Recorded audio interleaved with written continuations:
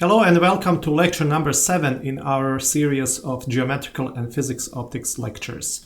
The title of this lecture is Principles of Lasers. So with this lecture we are going to be introducing a new subject, and that is the subject of lasers.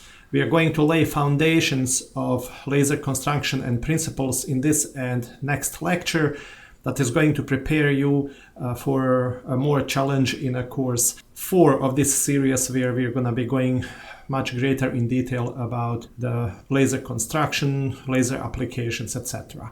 So in this lecture we are going to draw a distinction between the spontaneous and stimulated radiation. We'll see that stimulated radiation is at the core of laser operation. We will also take a step back and look at the basic model of atom and energy levels that exist in an atom. And then we're going to look also at the mechanism of coherent light generation, conditions required for the gain in a laser. We're also going to reflect on the function of various components in a laser. And finally, we are also going to be looking at what's really happening inside the laser. The most important properties of lasers that make them very popular and very applicable in many real-world applications is they produce highly directional light with a very high intensity within a very narrow range of wavelengths. This high intensity of a light can find many different applications. We are talking about a device that produces a nearly monochromatic beam of light. Monochromatic means one single color or single wavelength. The light beam that's produced by the laser is small in cross-section with a wide range of output powers. It's a coherent beam of light that spreads very little in propagation, and that's what makes it so attractive for specific applications in material processing. The laser beam can shine continuously if a laser operates in a continuous mode, but there is also a pulse mode where a laser can produce a very short pulses of a very high power.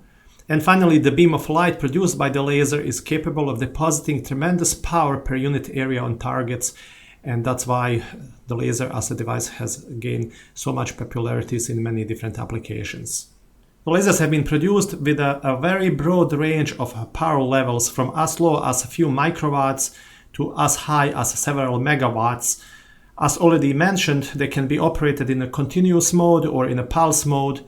If we are dealing with a pulse mode, the lasers can be producing a very short pulses from a 1 million billionth of a second, 10 to the negative 15 seconds, and powers per unit area on targets of trillions of watts per square centimeter. The pulse mode is used in applications where we need a tremendous amount of power to be delivered with a very short outbursts of time. Laser wavelengths extend from a microwave to all the way of X-ray region. In a spectrum, they are lasers that can produce several wavelengths in the output at the same time, and with appropriate tuning produce individual wavelengths. We're talking about tunable lasers. There are many clever techniques that are available to control the laser beam to make it suitable for a specific purpose. We have so-called Q switching, mode locking, frequency doubling. What you can see here on the left-hand side is a green laser pointer that's actually a laser diode in an infrared range that is being frequency doubled. In other words, the wavelength of that infrared has been reduced by a factor of 2 to the range of 500 nanometers when the light that is being produced is in a green range. Let's now take a step back and look at what is at the core of operation of a laser. We learn a little bit about the lasers, their properties, their applications, their basic characteristics. Let's now see what is at the core of a laser operation. In order to fully understand how the lasers operate, we have to go back to the Bohr model of an atom. If you're looking at any atom, we know that any atom consists of nucleus that's positively charged core with a series of concentric orbits or shells surrounding the nucleus on which different electrons are positioned. If you look at the periodic table of elements, you can see how many electrons each element has. For example, if you're looking at hydrogen, we can see that hydrogen has 1 electron, helium has 2 electrons, etc.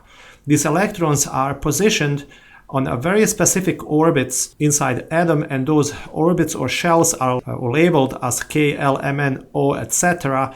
and can be filled with a very specific number of electrons. It turns out that the first orbit can have no more than 2 electrons, the second orbit or orbit L can have no more than 8 electrons, and then the next third orbit, which is M, can have no more than 18 electrons, etc. So for example, if you're looking at an element, let's pick for example a copper. If you look at the copper in the periodic table of elements, you can see that copper has a total of 29 electrons. So these 29 electrons will be distributed on the specific orbits within the atom of copper, where the 2 electrons will be on the innermost orbit, or orbit K, and then the next 8 will be on the second orbit labeled as L, and then you will have 18 on the third orbit, etc. So in other words, the electrons, based on how many of them we have with a specific element, will be filling up orbits from the innermost towards the outside of the atom, following a very, very specific rule as to how many electrons can be on each orbit. Again, the K orbit can have a total of 2, L orbit can have a total of 8, M orbit has a total of 18. So if we add 18 plus 8, that's 26, plus 2, it's 28. So we would have one more electron of copper being positioned on this N orbit. So total of 29 electrons in a copper would be distributed in the following way: 2 on the K, 8 on the L, 18 on the M, and 1 on the N, for a total of 29 electrons. So this is very important to remember. This is based on a quantum of particle behavior of atoms. It is going to be at the core of a few important phenomena that we are going to be talking about, such as emission, absorption, and finally later on at the core of a laser operation. Now that we know how electrons are distributed within an atom, it's also important to mention that each of these different orbits that have been labeled as K, L, M, N, etc., they have a very distinct energy levels. In other words, the electrons that are positioned on the first orbit, or K, they have the lowest energy among all electrons in the atom. So as you're moving towards the outer orbits, the energy levels of electrons are going to be raised. So once more, if the electrons are positioned at the orbits that are closer to the nucleus, they will have less of energy. So the 2 electrons that are on the innermost orbit, they would have lowest amount of energy, and then the next would be the second orbit, and then third, etc. And then these levels, these energy levels that are associated to each of these different orbits are very discrete. In other words, the electron cannot have any energy level. It has a very discrete, very distinct energy level based on the orbit at which it is positioned. So to wrap up, the energy levels do not form a continuum of energy values. In other words, not every energy value is acceptable.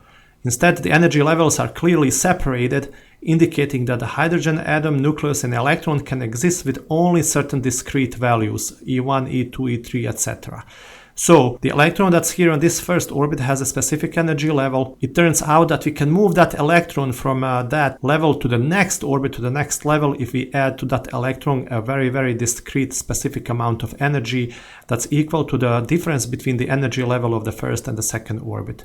That's so-called excitation of electron that can come through a process of absorption that we're going to talk about in the next slides. Let's now introduce the concept of absorption and emission. As already elaborated on the previous slide, electrons are orbiting on a very specific orbits around the nucleus, and each orbit in an atom is going to have a specific energy level.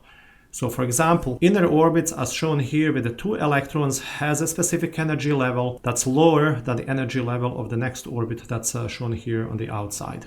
It turns out that electrons can move from the inner to the outer orbits, as well as from the outer orbits to the inner orbits, if they can change their energy levels. It turns out that if you want to move an electron from the inner orbit to the outer orbit, meaning the electron has to increase its energy, you can add that energy to electron through specific processes so that the electron can increase its energy to the level needed for the next orbit in the atom or to any other outer orbits in the atom.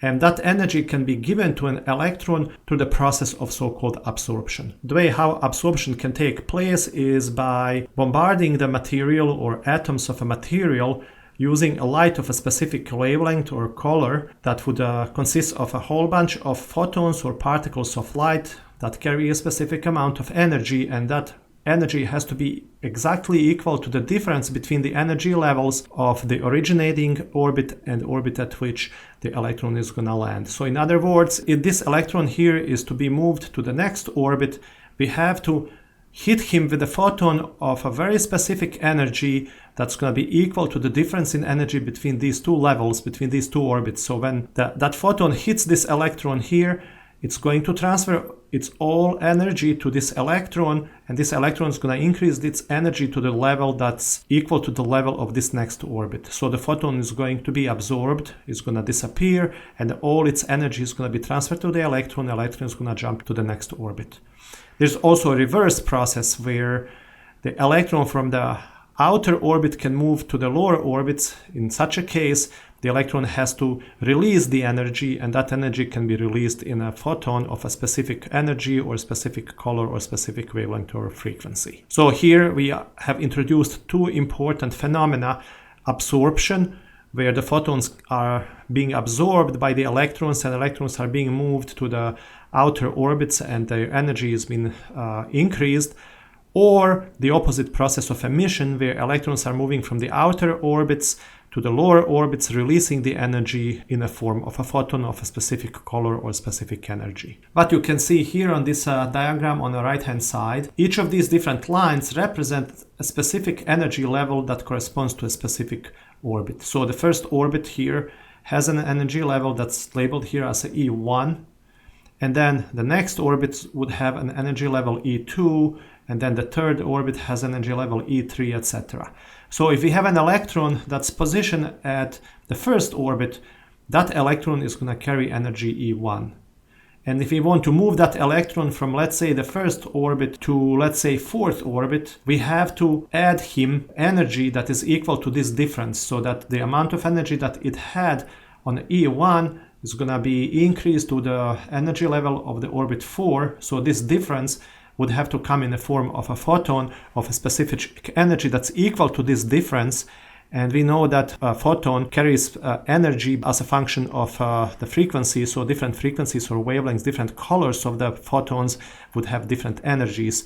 So we have to hit this electron on the first orbit with a photon of a specific color that carries a specific amount of energy that is going to move that electron from this first orbit to the fourth orbit. And that's so-called absorption, where the photon is going to be absorbed, is going to transfer its energy to the electron from the first orbit. That electron is going to increase its energy level of the fourth orbit, and then that way it's going to be moved to the fourth orbit. So here's a little bit about our photons. So it turns out that according to the particle behavior of light, the light comes in the form of small particles or small wave packets that are carrying energy. Those small particles are called photons. Photons can be absorbed in the absorption process as well as can be emitted in the emission process. It turns out that every photon is carrying a specific amount of energy that depends on its frequency or wavelength. In other words, the blue photons or red photons or green photons would be having different energy levels. How you can calculate the energy of a photon is using this formula here. So the energy of the photon is equal to the product of the constant h, so-called Planck's constant, and then the frequency of a photon. So you can see if we are changing the frequency of the photon or color, the energy that photon carries is going to be different. There's also a few other formulas here where the energy is expressed in terms of the wavelength of a photon. And again, we are using two constants here. H is a Planck's constant, and then C is the speed of light in vacuum. So here's to summarize the process of absorption or emission of a photon. Here on the left-hand side, we have a process of absorption. So what's happening with the absorption?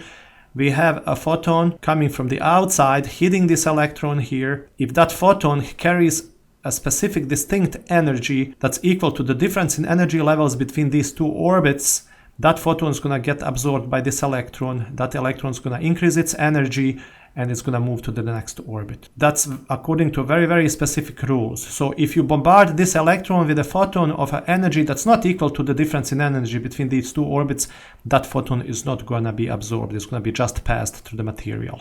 So that's very important to remember, that only those photons of a specific frequency, wavelength, or color will be absorbed that carry this distinct energy that's equal to the difference in energy between these two levels. And then here over on the right hand side, we have the process of emission, where the electron is going in the other direction. So it's going to the higher energy level orbit, to the lower energy level orbit. Through that process, this electron is going to reduce its energy, and that energy is going to be emitted in the form of a photon of a specific color that is going to have the energy equal to the difference in energy between these two levels. Now, from the perspective of lasers, what is really of interest for us is the process of emission. Because to the process of emission, we're going to be creating the light, and that's exactly what the laser does. But before we move into the operation of a laser, we want to introduce two different types of emission. The first one being spontaneous, and the second one being a stimulated emission. In the case of a spontaneous emission, we are talking about a random type of emission that happens at multiple wavelengths that involves photons coming from transitions between many different energy levels. In this case, we are talking about the emission that is non-monochromatic. In other words, that type of emission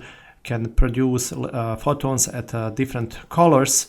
The energy of the radiation in this case is distributed among all the wavelengths, and hence the energy per wavelength is very small. Photons that are produced go off in random directions, in all possible directions, do not have any phase correlation between them. In other words, we don't have any kind of constructive interference, if you wish. This type of emitted light is incoherent, cannot be focused on a small spot, so obviously we are talking about a type of emission that is not at the core of laser operation, but it's still an emission. So this is happening in the case of light emitting diodes or many other devices that can produce light, but that light again is not strong, it is not focused, and it is not on a single color. Now, in addition to the spontaneous emission, there's also another type of emission, so-called stimulated emission. This emission has been first described by Albert Einstein. It turns out that this type of emission occurs only when photons of a specific energy are passing by an atom in an upper state. This energy is just right to cause or stimulate the atom to drop to the lower levels,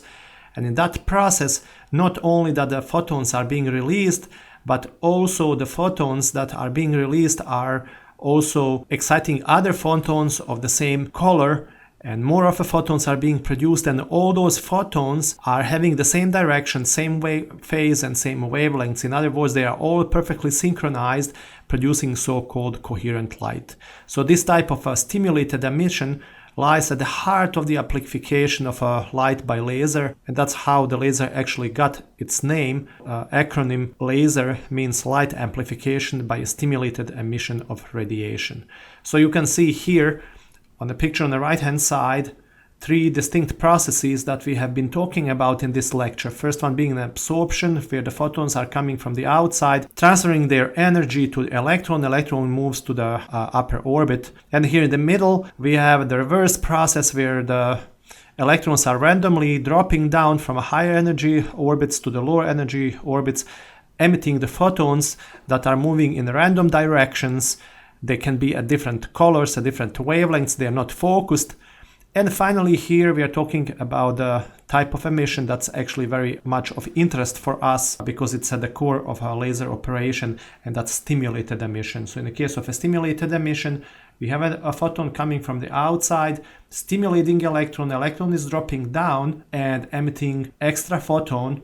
And so we can see here how by using just one these photons, so-called seed photon, we can produce more photons, or we can amplify the light. The first two letters, LA in the laser word, stand for light amplification, and that light amplification is graphically represented here, where we are basically able to produce more photons out of less photons. That's so-called amplification. And then again, we are using stimulated emission of radiation. That's what these three letters S, E, and R stand for in the word laser. It's also important to a little bit elaborate about the conditions for stimulated or spontaneous emission. We have to call to help the law of thermodynamics. In a thermodynamic equilibrium, the number of atoms in an excited state cannot be greater than those in its ground state. Any substance in a thermodynamic equilibrium, the normal state of matter at a fixed temperature, has as many atoms rising to higher energy states as there are atoms in excited states falling to lower energy states. What this exactly means is the following. If you have an atom in a ground state, meaning its electrons are not excited, the photons have not been absorbed by this material, so electrons are all in their normal ground state, we can excite those electrons, and those electrons can be moving to the high energy levels by bombarding them with photons of a specific color needed for these electrons to increase their energy levels and to move to higher energy levels. It turns out that in a normal state, you can never, according to the law of thermodynamics, you can never have more of excited atoms than there is the number of non-excited or atoms in a ground state. In other words, if let's say you have a material and you're bombarding that material with a light of a specific color, the electrons or atoms will be moving to the excited states, but you will never be able to have more of atoms in a excited states than it is a ground states. So if you're coming to the point where you have significantly increased the number of excited atoms, the electrons within those excited atoms will be dropping down to their ground states, and those atoms will be transitioning from the excited to the ground state so that the law of thermodynamics is satisfied. So let's say you have a total of 1,000 atoms and all of those atoms are in a ground state. You bombard those 1,000 atoms with a light of a specific color or wavelength that's adjusted so that photons of that light are being absorbed by the material. And let's say out of those 1,000 atoms, you have excited, let's say 400 of them. So you have 400 excited atoms and 600 that are non-excited. There, you're still meeting the law of thermodynamics because you have less of excited atoms than there is those that are in ground state. If you continue bombarding that material to the point where the number of excited atoms is reaching the same number as the number of those in a grounded state, those that are excited will start moving from their excited state to the ground state, and the energy of the electrons in those excited atoms will be released. So if you're bombarding material with photons, you're basically pumping energy into that material, where a lot of atoms are being moved from the ground state into a higher energy state. However, according to the law of thermodynamics that we just mentioned, the number of photons will come back to the ground state so that the total population of excited state atoms will always be lower than the population of atoms in the ground state. In the process of a stimulated emission, however, one incident photon is going to collide with an atom producing two photons, and under normal circumstances, the ratio between stimulated photons to spontaneous photons will be as low as 1 to several million. This is the main reason that the stimulated emission is normally not observed. So the question is, okay, how can we establish the stimulated emission where we're going to be having a light amplification where more photons will be produced than the number of photons that we are hitting the material with? The answer to that question is the process of so-called population inversion. It turns out that it is possible to make the atom population in an excitant level greater than the atom population in the ground state for a short period of time. In other words, we are violating the law of thermodynamics here. We would be able to produce more excited atoms than is the number of the atoms in the ground state. How is this being done? You are adding so-called guest atoms to a specific material or external atoms. So what you can see here is on the left-hand side, you have a host atom that follows the spontaneous emission, and then we have added the dopants or these so-called guest atoms to this material. And you can see that the energy level 3 in this guest atom of a different material is at the same level as the energy 2 of our host atom. And that's at the core of a population inversion. So what you can do is when the electrons of the host atom are raised to the excited state E2, if there is no these guest atoms, then the law of thermodynamics is going to be satisfied. However, what we are able to do here is not only that these host atoms will be raised to the excited state E2, but some of them, the electrons will be transferred to the metastable state in a guest atom by vibrational transfer or by collisions depending on the nature of the medium. So you're kind of like almost borrowing the electrons from the host atom to the guest atom, and those electrons are able to stay a little longer in this metastable state. And by doing that, you are basically going to be able to increase the population, the total population of excited atoms in this compound of a material that consists of a host and a guest atoms. So you have created something called population inversion. Population inversion means that you have more of atoms in excited state that there is the number of atoms in a grounded state. And by doing that, again, we have violated the law of thermodynamics, but we have created a very important condition for the operation of a laser. So to summarize, since the metastable state E3 in a guest atom has a longer lifetime, atoms can remain in this excited state for a longer period of time than in excited state E2.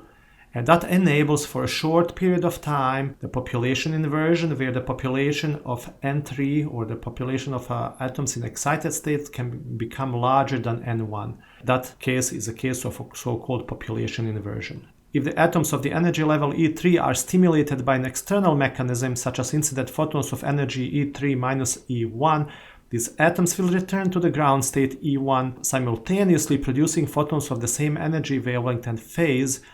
These photons are going to be monochromatic and in phase with each other, and these coherent photons result from an important stimulated emission process. Okay, so what's happening here is, so you have this specific type of a material that consists of a host atoms and guest atoms, and you're pumping the light, and by doing that, by pumping the light, you're moving a whole bunch of electrons from ground state into the metastable state on both E2 and E3. You create the population inversion, and then you're going to create through an external mechanism to the photons, you're going to excite, you're going to hit these electrons that are in an excited states here, and these electrons will be dropping down in an avalanche type of a process, creating a significant amplification or significant amount of photons that are larger in numbers than the photons that you're bringing from the outside. And all those photons will be of the same phase, of the same wavelength, they will be synchronized, that light is going to be coherent, and we will be able to focus it into a very, very strong laser beam. So if we suppose that the light of intensity E sub 0 is made out of photons of a specific energy equal to E2 minus E1, and if those photons are passing through the collection of two level atoms in the laser medium, so we have these photons coming from the outside, they have a very specific energy that's equal to the difference in energy between the energy level E1 and energy level E2 in our material. Those photons will be absorbed, and electrons in the material will be moved from the energy level E1 to the energy level E2. Keep in mind that we have established population inversion in the previous process. So what's going to happen here is that electrons are going to start dropping down from this metastable states here, and there's going to be stimulated emission where more and more of the photons are going to be produced. The next question that we need to answer, that you may be wondering about, is how many atoms we can put into the excited state to the population inversion. It turns out that different media, different materials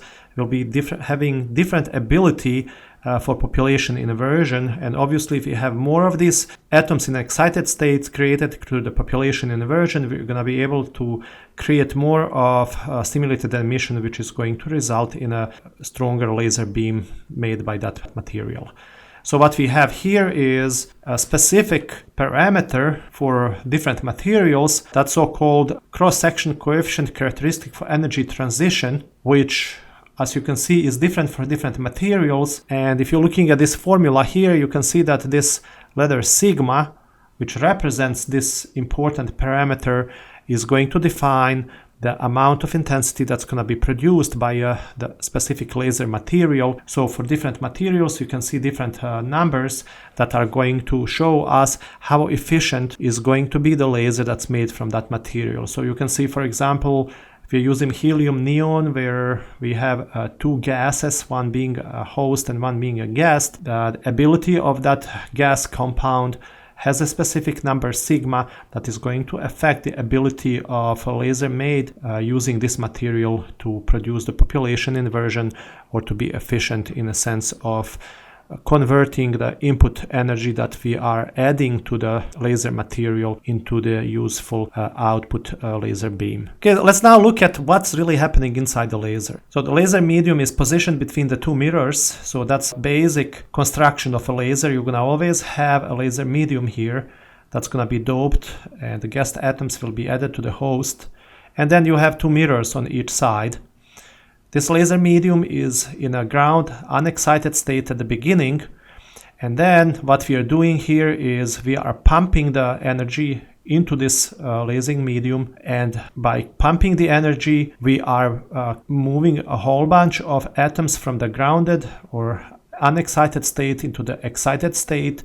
By doing that, we create more of excited atoms than it's those that are in a ground state. So we are creating the population inversion, and then some atoms are going to start falling off from an excited to the ground state emitting photons in random directions. That's our spontaneous emission. However, those photons that are emitted to the spontaneous emission, they are going to start hitting other excited atoms, and once the excited atom that's been created to the population inversion is being hit by these so-called seed photons that are created through the spontaneous emission, they'll be also dropping down and producing more photons. There's going to be a whole bunch of photons, and those that are of interest for us are those that are bouncing back and forth between these two mirrors, because some of these photons obviously are going to move in the horizontal direction, hit the mirror and get reflected. And when they get reflected, they're going to be hitting other excited atoms in the lasing material, and those atoms that have been hit by these reflected photons will also be dropping from excited to the ground state, producing more of the photons. So you end up with this avalanche reaction, avalanche chain of reactions where more and more photons are being created that are bouncing back and forth between the mirrors, and that's the so-called process of stimulated emission. And then finally, we also have here on one of these mirrors, we have a small shutter that's going to be occasionally opening up and releasing some of these electrons that have been produced to the process of a stimulated emission. So to summarize what's happening inside the laser, so we have a very specific set of events that's taking place in a laser. First, we have a lasing medium that's in the ground state, no light. And then we're doing the pumping action where we are adding the energy into the laser cavity. That energy is being added through some sort of external process, either using electricity or by using light. This laser cavity here that's filled by a specific laser medium is going to move into the population inversion state, where you're going to have a lot of atoms here in an excited state. And then we're going to have seed photons that are bouncing back and forth between the mirrors in an optical cavity that are going to be hitting these excited atoms. And each time the photon hits that atom in excited states, the original photon is going to survive. However, the atom that's been hit by that photon is going to drop down to the ground state, releasing another photon. So we're going to start increasing the number of photons. So we have this so-called stimulated emission that's kind of like a chain reaction or avalanche reaction, where more and more photons are being produced through the process of light amplification. And then finally at the end, we have a shutter where the external beam is being passed through one of these mirrors, creating a laser beam that we can see on the outside of the laser. So in this lecture number 7, we have learned a little bit about the principles of lasers. First, we looked at different properties of lasers, and then we took a step back and looked at some of the important processes that are at the core of a laser operation. We revisited the concept of a photon and absorption and emission. We learned about two different types of emission, one being a spontaneous and another being a stimulated emission. And then we finally looked at how is the process of lasing established in a laser. We learned about a few important steps in the operation of a laser, starting with a pumping of the external energy, creating the population inversion, having a seed photons who would create a chain reaction of a stimulated emission, thus creating a coherent monochromatic light beam. That's an important characteristic of every laser.